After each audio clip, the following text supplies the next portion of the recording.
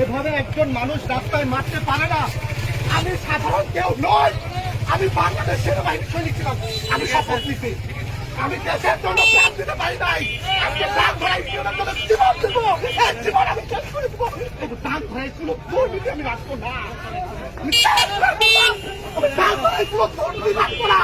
বাঁচতে কেন আমাকে তোমাকে আমি শেষ করে দেবো। আমি আপনি সৈনিক, এই ধর্মের হাত দিয়ে ভিডিও করে ঠিক মতো আমার ইউনিয়নের জন্য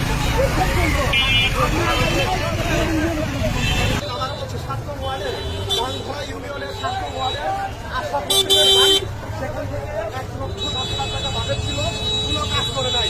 সেটা আমি প্রকাশ করতে দেখেছি গণসম্মুখে কি করছে। এর বিচার কি অবস্থা কিভাবে করবেন আপনাকে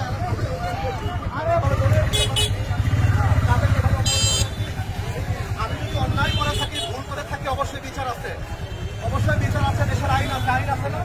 আইন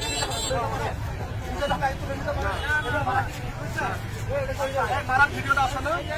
মারার ভিডিওটা করা নাই, মারার ভিডিওটা কার কাছে আছে?